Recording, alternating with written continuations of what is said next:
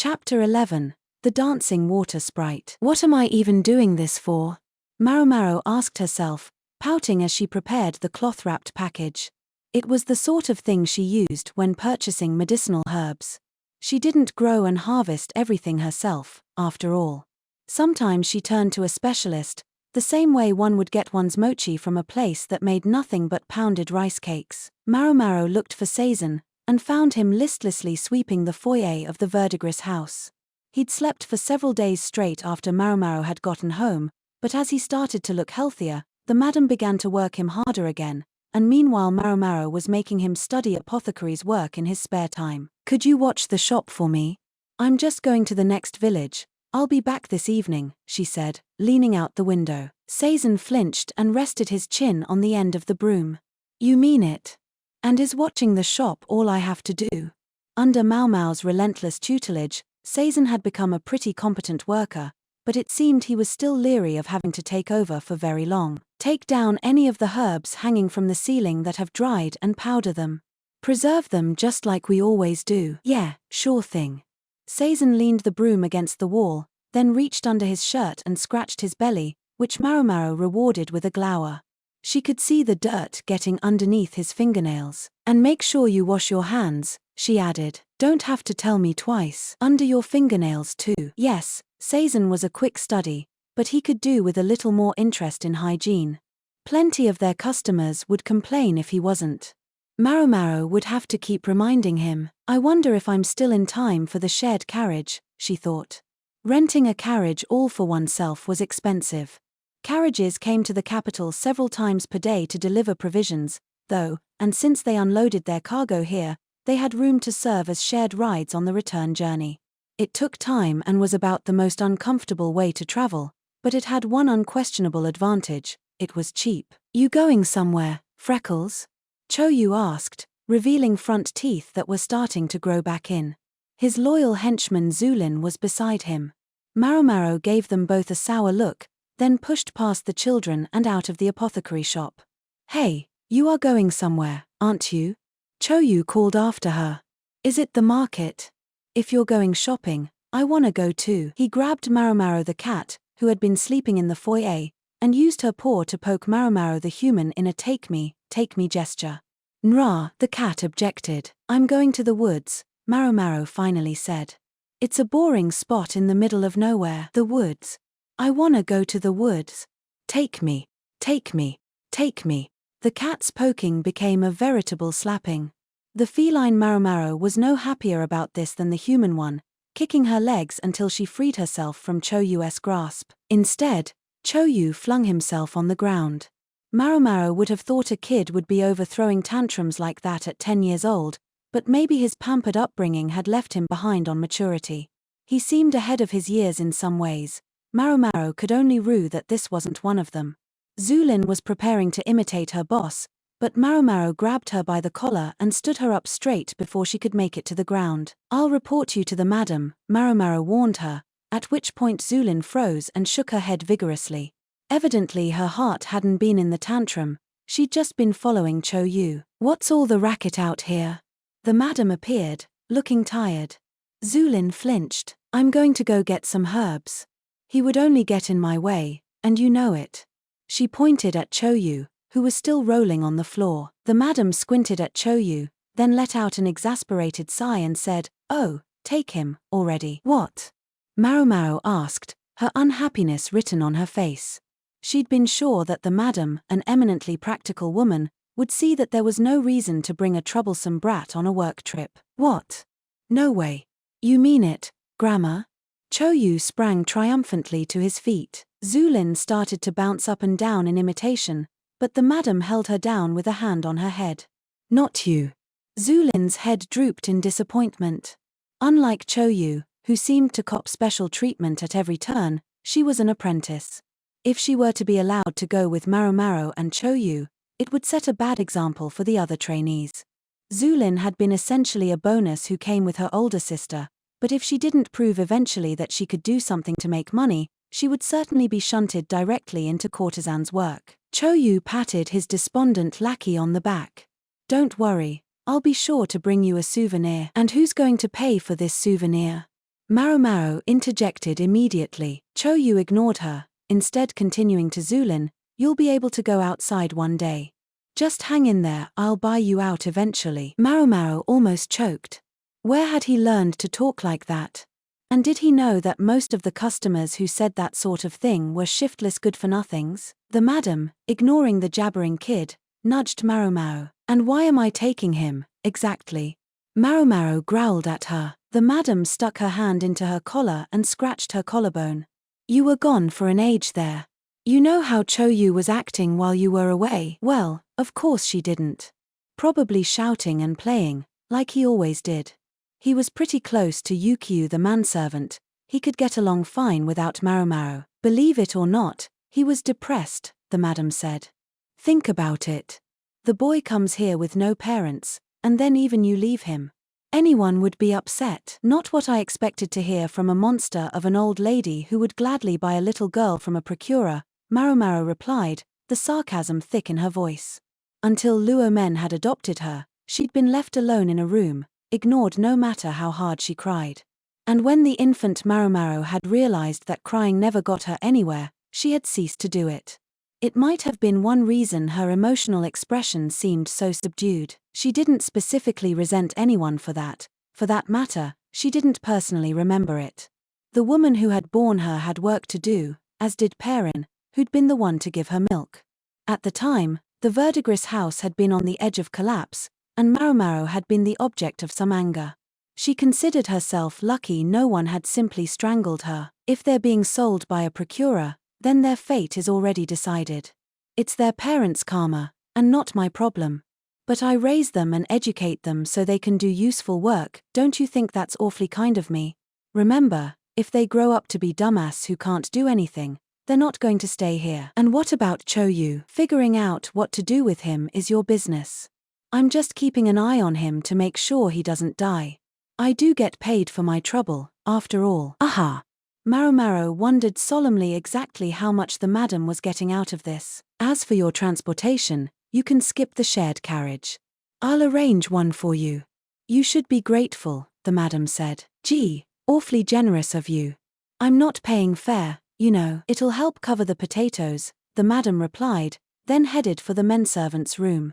Maomao watched her go, tilting her head in puzzlement. "I really don't want to take him," she thought. She was heading for a place the man last night had described to her. Maomao had gotten him to tell her what he knew about the woman in the picture, where Cho-Yu's master had seen this woman with white hair and red eyes. She was curious, too, about the story of the painter's encounter with another such woman in Shao all those years ago, but for now she had other things on her mind. It was more than 6 months ago that the painter had seen the woman in a village where he went to get pigments. He claimed she truly looked like an immortal. He said she danced on the water, the man had told Maomao. The scene was so uncanny that the painter thought he must have dreamed it, in part because he'd wound up at the lake while thoroughly drunk. He collected his pigments, but by then it was late, so he had stayed the night at the village. Before he knew it, it was morning, and he was sleeping in a nearby shed. By then, the master felt sure this was no dream.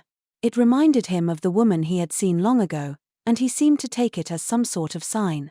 That was when his ridiculous talk of moving west had started. Maomao knew the village the painter had gone to. She'd been there several times to purchase medicine. The perfect excuse for her to go there again. She gave the bubbling Cho-yu one more glare and sighed. After an hour bouncing and rattling along in the carriage, they arrived at a village near a forest. It stood along a river and reminded her in spirit of the quack's hometown. It mainly produced rice and vegetables, and the freshly planted paddies reflected the sky like giant mirrors. "Wow!" Cho-yu exclaimed, leaning out of the carriage and watching the scenery go by. This wasn't one of those fancy carriages like the nobility rode in, it was more of a wagon. There were no curtains and no coverings. There were even raincoats stashed on board in case it started raining. "Careful, Cho-yu, don't lean too far. Don't come crying to me if you fall out," called Yukio, who was sitting on the driver's bench. The madam had been as good as her word. She'd rented a carriage, but she'd stuck Yukio with driving it. "What's the story here?" Maomao wondered, looking at Yukio with some annoyance. It wasn't that she had any specific beef with the thoughtful chief manservant, But something kept nagging at her as she watched the fields roll by. The paddies were indeed stunning at this time of year. The sky was blue with no hint of rain. The land looked as sapphire as the sky, and there was something mysterious and intriguing about the blue-clad world. Cho-yu tugged on Maomao's sleeve. "Hey, Freckles. What's that?" He pointed to a couple of small hills of sand. In each stood a stick connected to each other by a braid of twisted rope. They appeared to stand by the path of the river that ran alongside the rice paddies. "I think it's intended to mark off sacred space," Maomao said. She didn't know much about it herself, but she knew it had something to do with some sort of folk religion. It was supposed to create a barrier to keep bad things out. The shape of the rope was a little unusual, though maybe a local variation on the superstition. Then, though, Maomao leaned out herself to get a better look. The rope really didn't look anything like the other times she'd seen them. She thought they used to be simpler, but this year the rope was more twisted than usual, and strips of white paper had been woven into it. It struck her as a bit more sophisticated than before, but she also knew you didn't just go changing the shape of cultic objects on a whim. "We're here," Yukio said. Maomao hopped off the carriage and looked into the woods. "I'll hang around the village," Yukio informed them, pointing to what appeared to be the only place in town for some refreshment. They probably at least had some moonshine on hand. "What do you want to do, Cho-yu?" Cho-yu glanced back and forth between Maomao and Yukio, then trotted over to Maomao. Yukio chuckled. "Think I'll go knock back around, then." He headed for the drinking establishment. Cho-yu was clutching Maomao's robe for some reason. She was afraid he would pull her belt clean off, so she took his hand instead and pulled him toward the village chief's house. "This place sure is empty," Cho-yu said after a quiet moment. It was true, there was really nothing there, but there was also no need to say so out loud, and Maomao gave him a rap on the head. They headed for the last house in the village, a tumble-down place with vegetables dangling from the eaves. They were probably drying them out to preserve them, a fine idea, but at this time of year, you had to be careful or mold would start growing on the vegetables before you knew it. Next to the vegetables was a braided rope, like a smaller version of the one they had seen earlier. Maomao figured it had been 3 years since she'd been here last. Her service in the rear palace had kept her away for a long time, and she hoped the village chief still remembered her. "Hello," she called, knocking on the door. Cho-yu imitated her with a solid thump, and Maomao shoved down his head angrily, just as a young woman emerged from inside. "Yes." "Who is it?" the woman said. She was quite pretty for someone so far out in the country, and she was dressed in an outfit that looked plain but durable. "I'd like to see the chief, if I may." "Tell him the disciple of Luomen the apothecary is here," Maomao said, identifying herself not by her own name, but by her father's. Most people would hardly believe her if she claimed to be an apothecary. Getting a few years older might help with that, but Maomao felt she had no reason to boast of being an apothecary, so she stuck with a name the chief was more likely to recognize. The young woman called into the house and a middle-aged man emerged, the chief's son, as Maomao remembered. He must have remembered her too, for he said, "Ah, yes," and nodded. "I'm afraid my father caught a severe cold last year and had died of it, sadly." "I see," Maomao said. Far be it from her to ridicule him, to say it was only a cold. Left unchecked, a cold could quickly get worse and become pneumonia. Her recollection was that the former village chief never took medicine. He was a gregarious personality who was fond of saying that anything could be cured with a good drink and a good sleep. His philosophy had made him a bad customer, but Maomao nonetheless had never disliked him. "I insisted he should see a doctor, but, well, it's a moot point now," the son said. Then, "Sorry. That's enough sentiment. You're here to go into the woods?" "Yes, sir." Maomao gave him the amount she always paid, but he shook his head. "Keep it.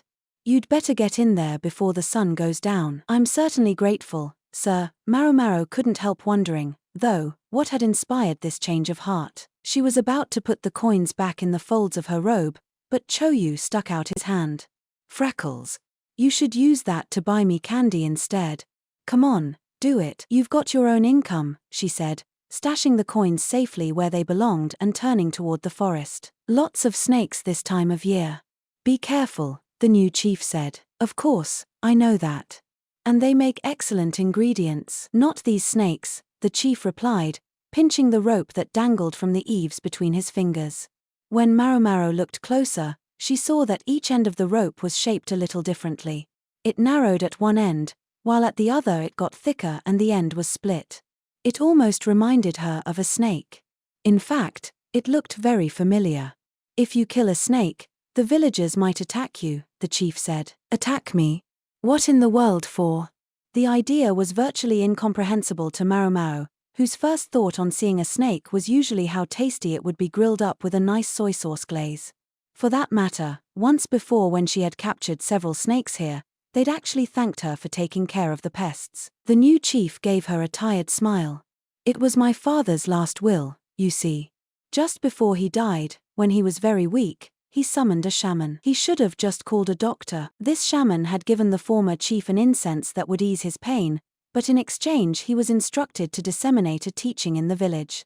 That, Maomao realized, was where the unusual sacred ropes must have come from. See, long ago, a snake god used to be worshipped around here. That was the reasoning, the current chief said, still smiling sheepishly. His expression suggested that you couldn't argue with an old faith, but his smile was strained. What do you do with the venomous snakes, then? Maomao asked. Vipers were the farmer's natural enemy. If one of them bit a person, they were all but done for. Still smiling that strained smile, the chief whispered, I've been killing them, secretly. I know some of the faithful wouldn't approve, but what am I supposed to do? The chief had appearances to maintain. The young woman, probably his wife, was eyeballing the visitors. It couldn't feel good to watch her husband have a private conversation right in front of her. Maomao had the permission she wanted, though, so she had no further business here. She decided it was time to make herself scarce. Come on, let's go, she said. Yep. Choyu said. There's one more thing you should know, the chief said. It's not just snakes, apparently, birds are off limits too. Not that you could probably catch one without a bow and arrow. This shaman sounds pretty demanding. You couldn't even slaughter a chicken with a rule like that. The prohibition is only on flying birds. Maomao spread her hands and shrugged. It made no sense to her. Instead she headed for the woods, with Choyu right behind her. Aren't you done yet, Freckles? Choyu asked, sitting on a stump with his legs dangling. This is why I didn't want him here. Brats like him got bored so quickly. The trip over was all well and good, but it had been obvious that Choyu would be dead weight sooner rather than later. Maomao felt sure that the old lady had forced her to take him with her so the little rat wouldn't get in the way of the menservants doing their work. Lonely, her ass, Maomao ignored Choyu's chattering, instead clipping some grass growing by the root of a tree. These were unusual, and she couldn't resist grabbing them. She only needed the fresh buds, but she would worry about the details later. Hey, Freckles, pipe down. You're the one who wanted to tag along, Maomao said as she shoved some herbs into her bag. Choyu braced himself on his hands and leaned forward, looking at Maomao in annoyance. But I'm tired. They hadn't walked far, but with the overgrown grass and fallen leaves, the footing was difficult. It would be fatiguing for Choyu, who was still partially paralyzed. Fair enough, but Maomao wasn't about to cut him any slack for it. If she took it easy on him now, he would expect her to do it all the time. Just wait there, then, she said. I'm going farther in. What? No way. Choyu let his mouth hang open to show his annoyance. You're just gonna leave me here? You said you were tired. Yukio would give me a piggyback ride. Sorry, but you're too heavy for me. See you. Maomao promptly started off. Choyu grimaced, then jumped down off his stump. He did prefer to be with people, like the madam described. When he was in the pleasure district, he could frequently be found with the menservants or the girl children. The forest was gloomy on account of the dense growth, and he heard a fluttering sound like flapping wings. It was accompanied by a hoo, maybe it was a pigeon. I'm coming, already, just don't leave me here. Choyu called, and started after Maomao, dragging his leg. Maomao, keeping one cold eye on him, continued into the woods. The place was full of different trees. Many were broadleafs. The place must be rife with nuts and berries in the fall. Conifer forests were better for making paper, but in Lee, most such places were located in the north. As she went along, Maomao spotted a raspberry and popped it in her mouth. Yu found another and copied her, which was fine, except that it left his mouth sticky and red. Maomao swallowed her annoyance and wiped his lips, knowing that if he wiped them on his sleeve, the color would never come out. With each raspberry he ate, Yu smiled ruefully. "These are sour," he announced. "That's because they're not ripe yet," Maomao said. It evidently wasn't going to stop him from eating them. "Hey, Freckles, can you eat these mushrooms?" he asked, pointing to some small fungi growing on a desiccated tree trunk. "Are they, like, eatable?" "They're not very good, I'm afraid. And they're not even poisonous." In other words, they were of no interest to Maomao. Yu's shoulders slumped disappointedly. They sounded light-hearted, but Maomao hadn't forgotten why she was here. Eventually she found a marsh, along the way to which she discovered some bracket fungus, which made her very happy. Cattails grew along the banks. The pollen of these plants, known as hougong, had medicinal properties and could be used to aid clotting and as a diuretic. There was an island in the middle of the marsh, and meanwhile a series of the sacred poles and ropes were set up at the border between the trees and the marsh, for places with water had long been said to be gateways to the other world. That might also explain why there was a small shrine on the island in the lake. The lord of the lake lived there. Maomao had heard that it took the form of a large snake. There was a hut on the edge of the marsh for the person tasked with tending to the shrine, and that was where Maomao and Yu headed.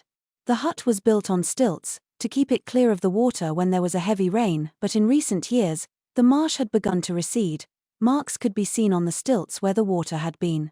Maomao had heard that even the spot where this small house stood had once been part of the marsh, which might have explained why the ground was soft and muddy and difficult to traverse. They took advantage of a succession of stepping stones to make the journey easier. Beside the shack was an even smaller structure from which cooing could be heard, pigeons, Maomao suspected. At first she thought maybe they were being kept for food, but then she remembered what the chief had said. If his words were to be believed, it was forbidden to eat them. In which case, maybe they were pets. Yu was inspecting the high water marks with interest. Maomao went up the stairs that led to the hut and peeked inside. The person inside noticed her, too, for a hirsute old man shortly emerged from the house. Maomao had dealt with him before, and he seemed to remember her as well. "Haven't seen you for ages. Thought maybe you'd gone off somewhere and got married," the old man said. "Sorry, not yet. And yet that's quite the young lad you've got there." The old man hadn't grown any more delicate or civil while she was away, Maomao saw. He was an old acquaintance of Maomao's adoptive father Luo Men. They had been doctors together once in the capital, long ago. This man was supposed to be quite skilled, but his somewhat unorthodox personality, combined with a misanthropic streak, now saw him living a hermit's life out here in the boondocks. He claimed to spend his time picking herbs and looking after the shrine, but his duties didn't seem to extend very far. There was no boat in the water, suggesting he didn't get over to the island much. They went inside, where the old man took some dried herbs down off the wall and laid them on his crude table. "Here. Take what you need, but what you see is what I've got." When Maomao needed an herb that was out of season, or some unusual plant, it was quickest to buy it from this old man. He even had hougong, laid out on a mat made of cattail leaves. The man settled himself into a chair with a hup and leaned forward. Maomao had heard that he was more than 10 years older than Luo Men, and he hadn't gotten any younger in the 3 years since she'd seen him last. He still knew how to dry herbs, though, and to a good quality. In good quantities too, despite his dotage. "I'm impressed you were able to gather so much," Maomao said. "Here I was glad just to find you hadn't gone senile." "Ah, spinsters always have the sharpest tongues." "No worse than yours," Maomao replied, earning a guffaw from Yu. She glared at him as she wrapped the herbs she needed in a cloth. "It's not all that surprising. I've had help lately," the old man said. "What, one of the village brats? Pretty good work for a kid." Maomao deliberately looked at Yu as she said it. He stuck out his lip at her in a what? Gesture. "No. Someone I picked up in the capital a bit back. Very capable. Look, speak of the devil." They heard footsteps coming up the stairs. "Hey, Gramps. I got the stuff you wanted." "Huh. Guests." The newcomer's voice was cheerful and familiar. In walked a young man with a sack swinging in one hand and a scarf wrapped as a bandage around one eye. That's why I recognize that voice. It was Kokuyu, the pockmarked man who, last Maomao knew, had been looking for work in the capital. But wouldn't you know it, everyone said they didn't want a doctor with such a creepy face. Kokuyu said, sounding, as ever, as if the cascade of his misfortunes simply rolled right off his back. No sooner had he seen Maomao than the voluble man had started in chatting. Do they know each other? Gramps had asked, to which Choyu had replied, she practically collects weird guys like him. In brief, after arriving at the capital, Kokuyu had gone from clinic to clinic, looking for somewhere to begin his practice as a physician. Each time, they would ask him about the patch over his eye, and like an idiot, he would give them a straight answer and show them his scars. The ignorant doctors chased him out, admonishing him never to come back lest he give them his illness. The less ignorant doctors understood the disease was no longer contagious, but even a physician was ultimately running a business. They had no compelling reason to hire a shifty-looking man with an eye patch. Gramps had been whipping his old bones into town to deliver some herbs a doctor had ordered from him, and it just so happened that at that very moment, Kokuyu was being chased out of the same clinic. Gramps might have been a misanthrope, but he had an eye for medical talent. As age gradually slowed him down, he'd been thinking about finding a helper. He quizzed Kokuyu on his medical knowledge, and was surprised to discover the man knew more than Gramps would have expected, and so here he was. A man with an eye patch would be less conspicuous here than in the capital, and anyway, the elderly physician had explained things to the village chief. Ha ha ha. Life can sure be tough, huh?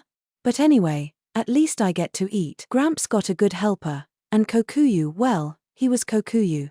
Both of them seemed happy enough. If I'd realized, maybe I would have asked him to join me, Maomao thought with a twinge of regret, but she couldn't go back in time.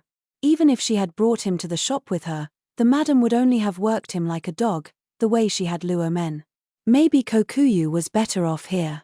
Besides, Seizen was finally starting to get his feet under him, and Maomao didn't want to dent his confidence. Kokuyu put his herbs on the table.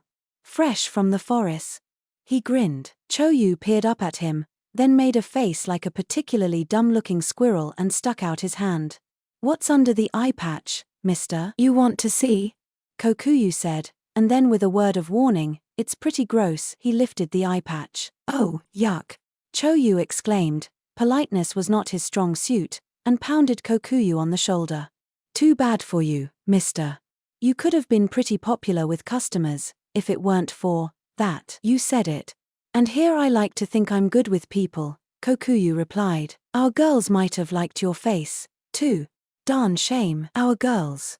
Nice, Maomao thought, but otherwise she ignored their chatter, instead taking an appraising look at the herbs.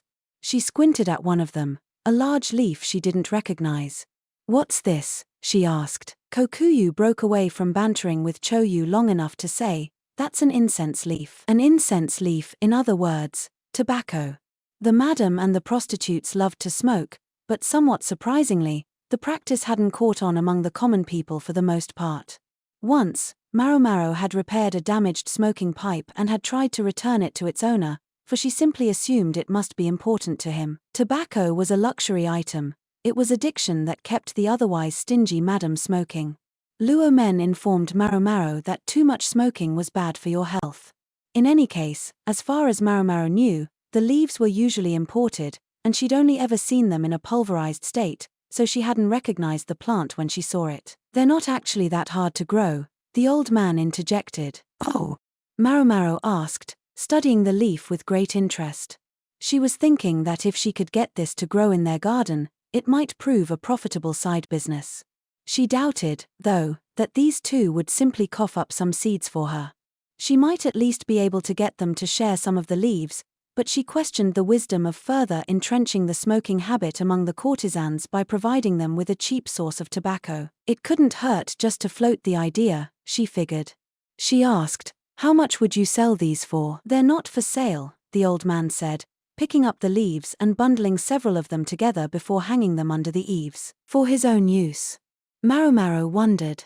But she hadn't seen any smoking paraphernalia in the house, and she'd never seen the old man smoking. As if in response to Maomao's unspoken question, The old man picked a jar up off the floor and set it on the table. He opened the lid and a distinctive odor came wafting out. "Geez, Gramps, that stinks," Choyu said, dramatically holding his nose.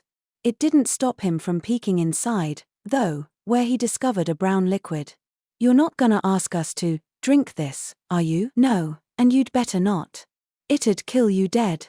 It's got incense leaves steeped in it." "Ooh. Why would you have something like that around?" Choyu asked, sitting back down on a wooden box on the floor. "We use it to keep the snakes away," the old man said. Maomao clapped her hands. Tobacco leaves were poisonous if eaten, and she knew the toxin affected insects. For the first time, it occurred to her that it might also work on snakes. Bugs were one thing, but snakes she always tried to catch. She never would have thought of trying to drive them away. "It's the best we can do with all this nonsense about not killing snakes. We have to be careful, wouldn't want to cause any problems. But we also don't want to get bit while we're out picking vegetables, and I keep pigeons to boot." The old man was practically frothing. Kokuyu maintained a smile as he made tea. Choyu's eyes sparkled as he saw steamed buns emerge from the cupboard. Nobody gave two shits about this shrine for decades. Now they won't shut up about some messenger of the snake god appearing. "It's a little late for them. The bridge to the island is good and broken," the old man said. "Ha ha ha. Shamans are the worst, aren't they?" Kokuyu agreed cheerfully. Was there, perhaps, just a hint of personal animus in his jollity? Maomao, meanwhile, found herself wondering about something. Last will and testament of the previous village chief or no, she questioned whether anyone in a small village like this would actually be so hesitant to kill a snake. Was it actually because a snake deity was once worshipped here? Was this shaman really that persuasive? She asked coolly. Gramps snorted. "Huh. Funny you should ask. The truly faithful say she changed form." "Changed form?" Maomao had heard of foxes transforming, but a snake? Isn't it enough that foxes can do it? She gave them a confused look. Kokuyu opened the window of the hut, and Maomao found she could see the marsh and the shrine. Gramps looked out the window and rubbed his scraggly beard. "I didn't see it myself. But they claim the shaman." They claimed the shaman had danced across the surface of the water to reach the shrine. That's got to be. It was said that proved the shaman was the god's messenger. And there you had it. The shadiest thing I've ever heard. Shady it might have been, but if it were true, then the pale woman the painter had witnessed could have been real as well. This shaman didn't happen to be a young woman with white hair and red eyes, did she? No. She was a young woman, all right, but nobody said a word about her looking anything like that. Choyu was agog. "That's amazing. How did she walk on the water?" "It's easy," Kokuyu said. "You just have to take the next step before your foot starts to sink. Then you do it again, and again. One step at a time." The lie seemed to come very easily to him. "Awesome." Maomao bapped Choyu on the head as a warning not to be so gullible, at the same time glowering at Kokuyu. She had just been starting to think of him as friendly and harmless when it turned out he was capable of something like this. "Don't tell me you really believe she could do that," Maomao said. "Hell, of course not. But, The old doctor continued scratching his chin and looking outside. He seemed conflicted. "Once, when I was a young man, I saw that very thing." "You saw someone dancing across the surface of the water?" Maomao cocked her head. Choyu copied her, as did Kokuyu, for some reason. "Yeah. Back before I left the village. You know, it used to be the duty of the shrine maiden to serve the snake god. The old man's family were in fact distant relations of the village chief, and the young women who served at the shrine were of the same bloodline." Gramps had just said that the shrine had been all but abandoned for decades, but there was an explanation for that. They came hunting for girls for the rear palace, and then there weren't any young women around here anymore. What could one say? It was as simple as that. With that, rituals that had been passed down by word of mouth for generations disappeared, and the shrine fell into disuse. It was just about then that the previous village chief had taken over. Since the chief before him had been a man of scant faith, he allowed the shrine to sit unused, until it became decrepit, and even the bridge to the shrine's island rotted and collapsed. Then Gramps returned to the village and became the keeper of the shrine, even if only nominally, living here in this hut. Didn't the shrine maiden come back to the village after completing her tenure at the rear palace? Maomao asked. Hair. She always was a good-natured girl. Why should she come back to a place like this? Fair enough, Maomao thought, picturing Xiaolan, who had been her friend at the rear palace. Xiaolan's parents had sold her into service so as to have one less mouth to feed. She'd understood the reality and had known that even if she went home, there would be no place for her. Instead, after leaving the rear palace, she had found work to support herself.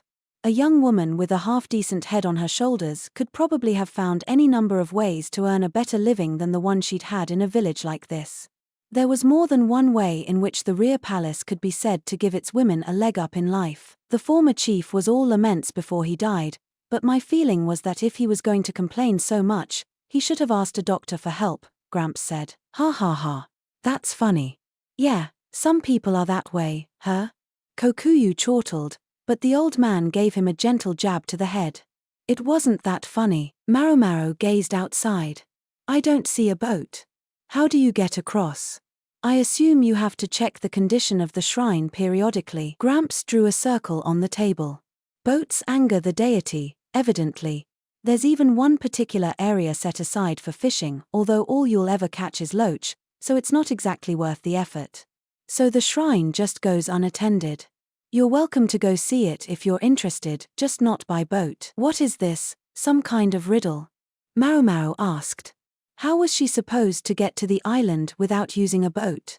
Did he think she could walk on water? What, you thought it would be easy to get to a sacred place? Nonsense spouting, old man. Kokuyu, you take them. There should be a better view of the island on the far bank than here. And weed the fields while you're at it. Or, what a chore, Kokuyu said, but he grabbed a hand scythe nonetheless. The tobacco grows over there. You can't have any leaves, but if there are some seeds, you can take a few. Your payment for doing the weeding. Maomao scowled at the old man, who seemed intent on turning the screw at every opportunity, but she also picked up a scythe. Maomao's little band headed around to the far side of the marsh. Something that looked like lotus leaves floated on the surface of the water. Choyu had been scared of Kokuyu's scars at first, but demonstrating that he had considerable adaptability if nothing else, he and Kokuyu were already fast friends. Choyu was even wheedling piggyback rides out of the young doctor, although unlike the men servants, Kokuyu swayed a little under Choyu's weight and it looked dangerous. Maybe only being able to see out of one eye threw off his sense of balance. There it is, over there, Kokuyu said, as a bridge connecting the bank to the backside of the small island came into view. The bridge was rotten, though, and there wasn't much of it left. Maomao looked at it in disbelief. Even the foundation was coming apart. It hardly looked like it could support a wooden board. Kokuyu, evidently much on the same page as Maomao, produced a wooden board from somewhere. Here we go, he said, placing it across the rickety foundation. Is that safe? Maomao asked, feeling a growing sense of unease as she watched him. Ha ha ha, sure it is. You'd be surprised how sturdy this thing is. To demonstrate, he jumped up onto the board, which promptly gave way, dumping him into the marsh with an oops. What are you doing, man? Choyu said, reaching out to help pull Kokuyu to his feet. With a glorp, though, Kokuyu sank deeper. A thrill of fear ran through the group. I don't suppose this is one of those bottomless swamps, do you? Kokuyu asked, still smiling. For a second, neither Maomao nor Choyu said anything, but after the instant of silence, everyone burst into activity. The more Kokuyu struggled, however, the deeper he sank.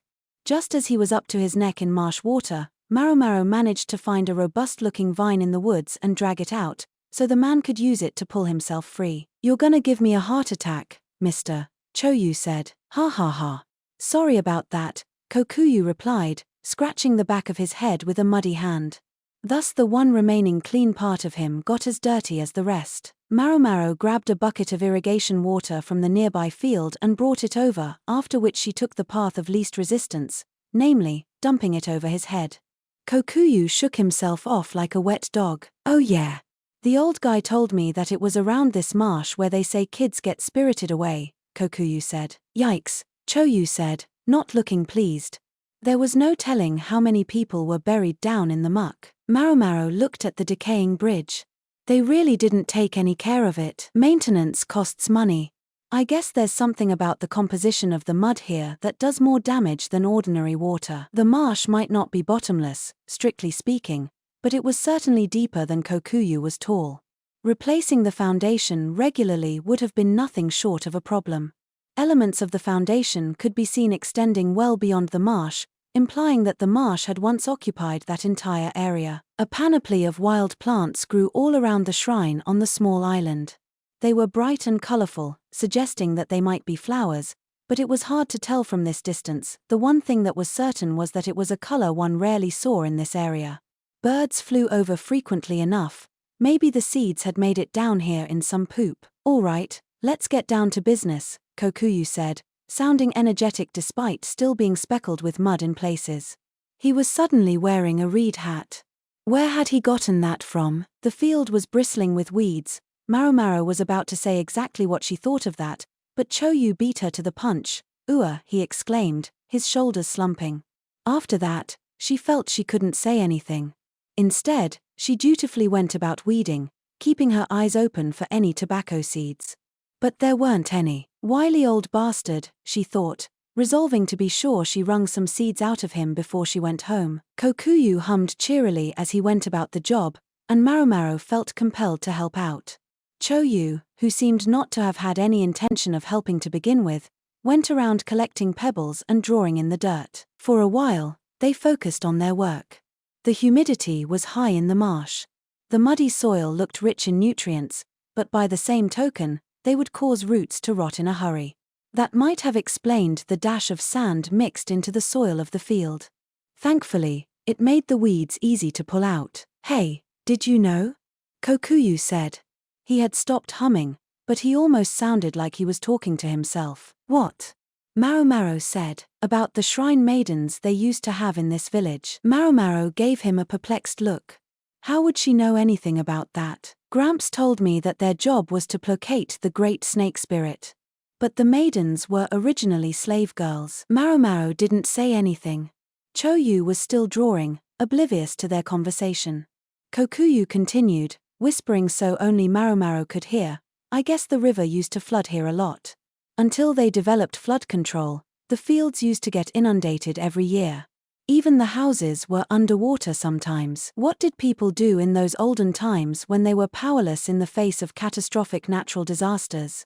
They engaged in meaningless behaviors. It said they bought slaves to use as sacrifices. That was when there was money to spare. Of course, when there wasn't, they probably chose some poor village girl. So shrine maiden was just a pleasant epithet for a human sacrifice. But then, one day, a shrine maiden possessed of spiritual powers appeared. She even, so it was said, danced across the water in the sight of all the villagers. Gramps has really opened up to this guy, Maomao thought. All these stories were new to her. The old man must have been privy to this lore because of his family's connection to the shrine maidens. It seemed strange that at the same time, he was also distantly related to the village chief. I guess that meant that if you didn't possess those powers, you could expect to be sacrificed sooner or later, Kokuyu said. Whether you were sacrificed to the god of this or the lord of that probably didn't matter much to the person suffering the ritual. But then just when she thought she'd escaped, she gets sent to the rear palace instead. Thus, given not to the master of the lake, but the master of the land. No wonder she didn't want to come back. Maomao saw now why the young woman had never returned, as the old man had told her. Who could blame her if, indeed, she felt some anger at her hometown? Maomao gazed distantly at the water. The surface rippled, but to judge by Kokuyu's state after falling in, it was mostly mud down there. She picked up a stick lying nearby and jabbed it into the water. Once it sank into the muck, it was hard to pull back out. Less of a marsh and more of a bog. The flood measures might have dispersed the water flowing into it, but maybe the shrinking marsh has made it muddier, Maomao said. She stood up from where she had been crouching. Do you know when the marsh started shrinking? I guess I don't. You could try asking Gramps, Kokuyu said. Maomao scratched her chin and stirred the mud as best she was able. She suddenly discovered Choyu was standing beside her, also stirring. You drop something? He asked. No, Maomao said. It rained a lot at this time of year. The water level probably wasn't at its peak yet. That meant the marsh would only be even more muddy during the dry season. Suddenly, Maomao jumped to her feet. "What's the matter, Freckles?" Choyu asked, looking at her, but she ignored him and ran off. "Hey, Freckles. Huh? What's going on?" Kokuyu asked. Maomao didn't answer him. She made a beeline for the hut where the old man lived. She didn't want to stand and chat with the two of them. She was desperate to test the idea she'd had as soon as possible. Even as she ran, a smile came over Maomao's face. "Boy, where'd that come from? What's she think she's doing?" Choyu grumbled, but he and Kokuyu followed along just the same. Choyu must have gotten tired of running partway there, because when they arrived at the shack, Kokuyu was carrying him on his back. Maomao vaulted up the stairs and knocked on the door. No sooner had the old man opened it than she burst out, "Give me some tobacco seed." Gramps was slurping some noodles, looking almost as if he were eating his own beard. "Is that what you're here about? If there weren't any seeds in the field, too bad." He began to chew his mouthful of noodles noisily. Maomao had been expecting something like this, but she had an idea. "What if I told you I could identify the notorious shaman?" she whispered. The man's unpleasant chewing stopped and he set down his chopsticks. "Kokuyu, Semir. Take this and go entertain the kid." He pulled a ball off the shelf and tossed it to Kokuyu, who failed to catch it and had to run outside after it, Choyu trotting behind him. With the interlopers cleared out, the old man motioned Maomao to sit. She seated herself in a chair and looked out the window at the marsh. "Let me venture a guess. When this shaman appeared, it was the time of year when the water level was dropping. The painter had seen the white-haired, red-eyed woman about 6 months ago. Give or take, that would be the season of little rain. Less water in the marsh would mean more bog." "That's right," Gramps said. "And the shrine maiden did her dance at roughly the same time of year. Am I right?" "I don't see what that has to do with anything." Maomao moistened her finger in the water jug, then started sketching a map on the tabletop, a circle representing the lake, after which she added the little island and the bridge. Gramps must have found it hard to see the water map, because he offered her a brush and paper. Crude materials, but still easier to see. Maomao started writing. She pointed to the bank nearest the island, the farthest point from the river that fed into the marsh. "Was that about where the rain dance was performed?" "Yes, that's right," the physician said. The place could be seen from the window of the hut they were now in. This shrine maiden or shaman or whatever she was invoked the blessing of the great snake god and walked across the water. "What if I told you I could do the same thing?" asked Maomao. The old man squinted at her, clearly skeptical. "That's enough silliness out of you. If I might say so, I don't think you have the figure to attract the snake god." "Gee, old man, I didn't realize you were such a devout believer." Their eyes met. Maomao smiled, trying to provoke him. If she was right, this old man knew something he wasn't telling her. It was almost as if he could read her mind. "Luo men would never operate on an assumption that way," he said. "That's exactly why I want to investigate the marsh, to substantiate that assumption." Gramps gave her a glare, but got up as if inviting her to follow him. "You're not one for having a little mystery in life, are you?" "Not that I'm one to talk. The thing to do at a moment like this is just to believe that immortals and shrine maidens really exist." The old man almost spat the words out, but then he called to the pair playing with the ball outside, "Go buy something that'll pass for dinner." He gave Kokuyu some change. Evidently, he didn't think the ball would distract them for long enough. "Now, listen, kid, this schlub is always getting ripped off. Sorry, but do you think you could go with and keep an eye on him?" "Sure. Just leave it to me," Choyu said, and went after Kokuyu again. Maomao and the old physician stayed where they were until the other two were out of sight. Then the doctor said, "Let's go." He brought her to an area of the marsh that had been fenced off. Floating plants grew on the surface of the water. Maomao frowned at the boggy ground, taking off her shoes and holding up her skirt as they went. Gramps, for his part, hiked up the legs of his trousers. The water was dark and cloudy. "The shrine maiden walked from here to the island. If you can manage the same thing, I'll tell you whatever you want to know." Then he dropped his voice to a menacing whisper and said, "Before the shrine maiden, the young women who were brought here were called sacrifices, and they were drowned in this marsh. Tied to weights and sunk into the fathomless depths alive. My great-grandmother told me how she tried to cover her ears as the girls cried and sobbed their last, every attempt at struggle dragging them closer to their doom. No guarantees you won't end up the same way. It may have been a revered custom, yet it must also have been a terrifying sight for the villagers who witnessed it. And then they felt remorse for what they had done and begged forgiveness, though it meant nothing by that point. Stone pillars stood around the marsh, constructed of similarly sized rocks piled one atop the other, with the largest of all standing on top. Cairns of some type, perhaps. So, how exactly did the maiden cross the marsh? The old man asked. Maomao took out some rope she'd brought from the house along with a couple of thin wooden boards.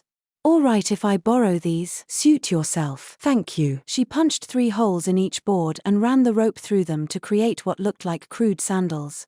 They weren't very impressive, but she put them on, thinking, paddy sandals would be perfect right about now.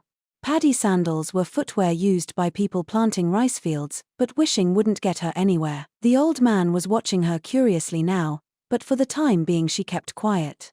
She rolled up her robe to keep it clear of the ground, then wrapped a rope around her body, tying the other end to one of the stone pillars. Then she began. Hey, what are you doing? Gramps asked. Substantiating. Maomao put a foot in the marsh, or more properly, she almost kicked against it, the impact causing her foot to bounce back. The old man was startled, but Maomao was already taking her next step, kicking forcefully.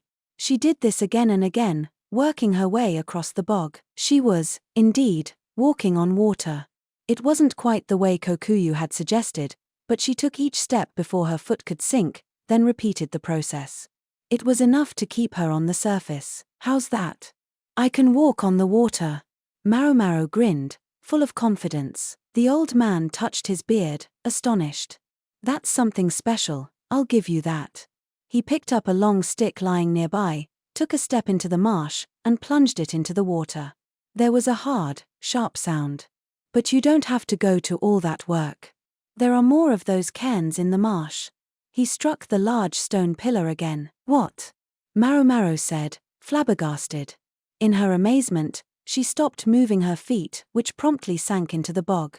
Gramps ended up having to pull her out. How'd you do that, anyway?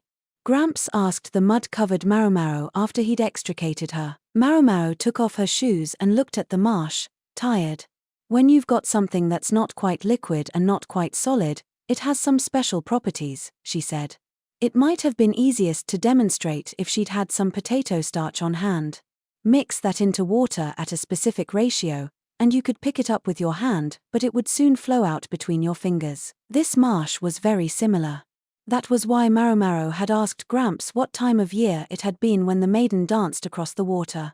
And Maomao had put on her improvised footwear because she'd judged there was a little too much water in the mix to do otherwise. She'd figured that some of the sacrifices had noticed that when the marsh shrank and the ratio of mud to water changed, you could walk over it. But she hadn't been quite right. A gimmick like this? That's not very fair, she said. The stone pillars sunk in the marsh are grave markers for the dead sacrifices, the old man replied firmly. They were buried such that even in the dry season, they weren't visible. 10 of them, or maybe a little more, intimating the number of women who had been drowned. Long ago, when the time for the next sacrifice was decided, the son of the village chief told the unfortunate girl about the grave markers. Then it was the young woman who had the lord of the lake on her side, and she became the shrine maiden. That was more than 50 years ago now. The previous village chief evidently hadn't known about the stones. It looked to Maomao as if the only one who was aware of them was this man here. She glared at him. He'd known all along, and he'd kept quiet about it. Why would he do that, except perhaps if there was something he felt guilty about? Was the shaman a woman with white hair? Maomao asked again, but again, the doctor shook his head. Haven't had anyone like that around here. However, he did have something else to add. He began speaking, telling Maomao about how by sheer chance, in the capital he'd run into the former shrine maiden who had been sent to the rear palace. She'd had a granddaughter by then. The former shrine maiden had asked him, what was the state of the great snake god today? The physician explained that even without a shrine maiden, improvements in flood control technology meant that the river and the marsh no longer overflowed their banks. The snake god became simple superstition, his shrine went to ruin, and no one now visited it. I can't help thinking maybe it would have been better if I'd told her the shrine was doing well, that thanks to the great snake, we were safe from floods. Even if it wasn't true, he said. The former shrine maiden had been incredulous at what the old man told her. It was as if all the shrine maidens who had gone down to the depths had died in vain. The thought enraged the woman. Not long after, she and her granddaughter came to the village. The former shrine maiden said she served a new snake god, and that was when she had her granddaughter cross the marsh. A new snake god. Maomao thought of the white sacred ropes, the snake deity, and the white-haired woman the painter had seen. She picked up the pole and plunged it into the marsh, seeking out the cairns as she worked her way toward the little island. The old man was right. This was a more reliable method than the one Maomao had tried. As long as your feet were steady, you could make it. She hopped over to the island. It was home to the dilapidated shrine, rampant wild grasses, and flowers with small, red petals blowing in the wind. These flowers didn't live long. Some of the petals were already dropping, leaving bald plants behind. Had they been planted here, or had some seeds just happened to drop in the area? All Maomao knew was that the plants should not have been here. Poppies, she heard the old man say, and from his tone, she could tell he was discovering them for the first time. Maybe he hadn't been over to the island before, even though he knew how to get there. May I ask you another question? Maomao said. Go ahead. I'll tell you anything now. How is it you know about the grave markers? Gramps smiled. You know I'm related to the shrine maidens, which means I'm a slave's son. It's not unusual for the powerful in a village to get involved with the slaves. He'd said it was the village chief's son who had told the former shrine maiden about the existence of the burial pillars.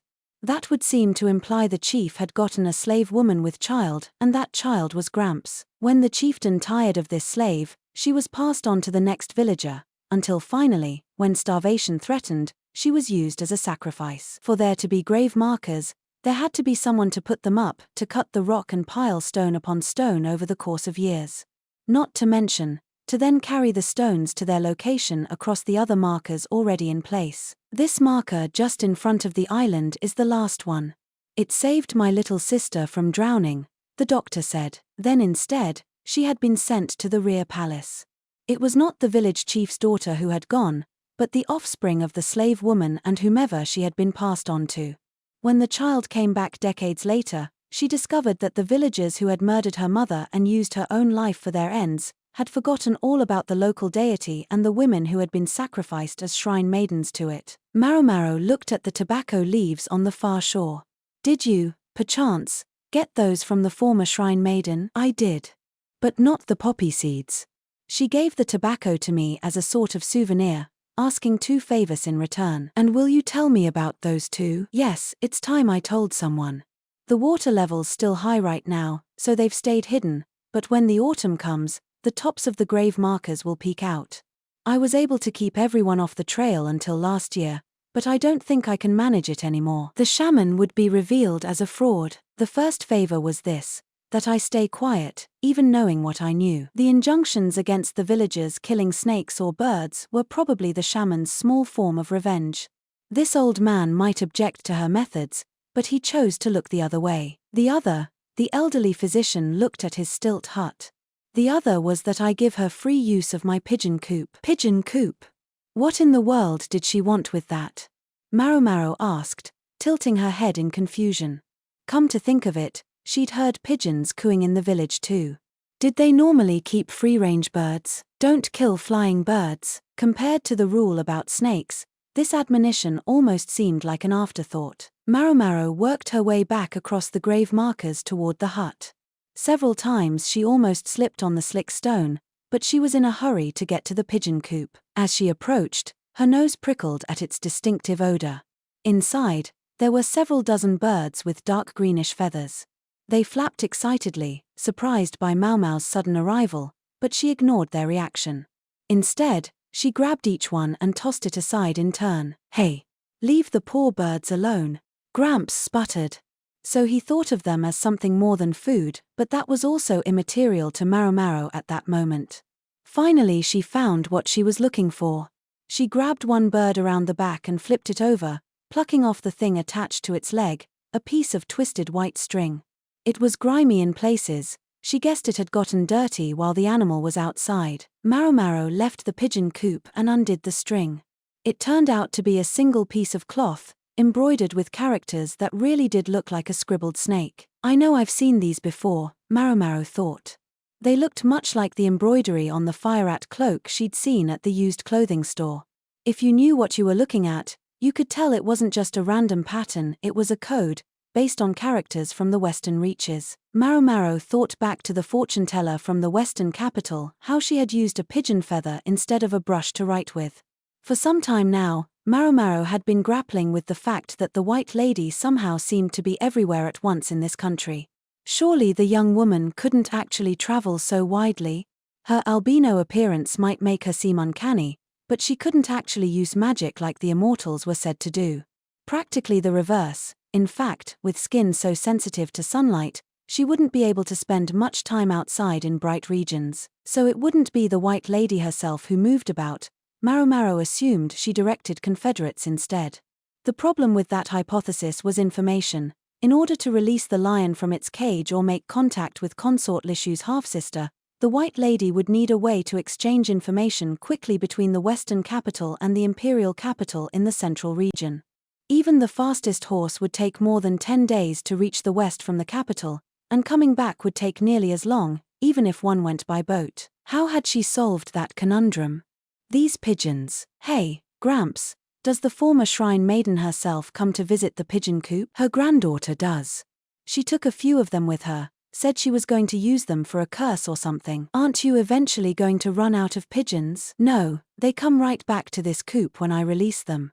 Unless an animal, or a human, gets them first. In other words, she could communicate, taking advantage of these pigeons' aptitude. Maomao closed her eyes, thought for a second about what she should do, and then looked at the old man. It was possible harm would come to the former shrine maiden and her granddaughter. They seemed like they might be connected to the White Lady. Maomao clicked her tongue. Want to work with me this time, Gramps? What? What are you talking about? Maomao wasn't entirely bereft of decency. She could just go straight to Jinshi without saying another word to the old man, but she chose not to. Instead she began to negotiate, feeling out how far he would go, where in the middle he would meet her.